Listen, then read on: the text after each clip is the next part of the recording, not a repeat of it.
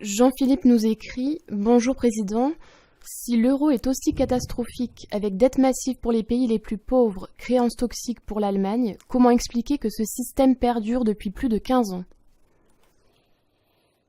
Il perdure parce que d'abord, comme je le disais en préambule, il n'y a pas de clause de sortie de l'euro. Et deuxièmement, parce qu'il y a une pression maximale. Ça s'appelle un dogme. Un dogme, c'est ce qui s'oppose à la réalité, le cas échéant. Voilà. Il y a une pression maximale de tous les gens, de tous les responsables qui ont accouché de ce monstre politico-économique pour que ça dure.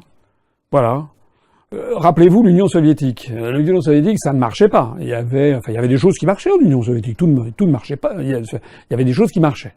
Il y avait aussi des choses qui marchaient pas. Il y avait beaucoup de choses qui marchaient pas. Voilà. Il y avait des pénuries chroniques d'approvisionnement. Il y avait un niveau de vie qui n'était vraiment pas terrible.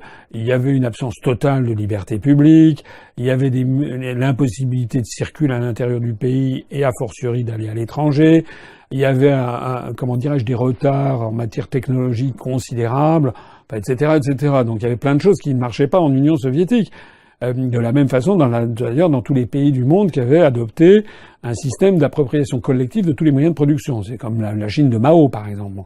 Mais il n'en demeure pas moins que la Chine de Mao, ça a duré de 1949 jusqu'aux années 90, avec la quasi-révolution de Deng Xiaoping, au milieu des années 80. Et quant à l'URSS, ça a duré de 1917 à 1991.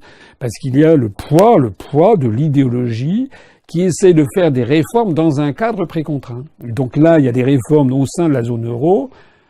La chose ne marche pas, mais ça marche quand même suffisamment au quotidien pour que ça puisse continuer à fonctionner, mais ça entraîne des dysfonctionnements énormes, et il y a le poids de l'idéologie qui est derrière pour essayer à tout moment de tout faire pour sauver cette idéologie. Voilà. Il y a les idéologies, elles ont une espèce de courbe d'hystérèse, comme diraient les spécialistes, une courbe d'hystérésis.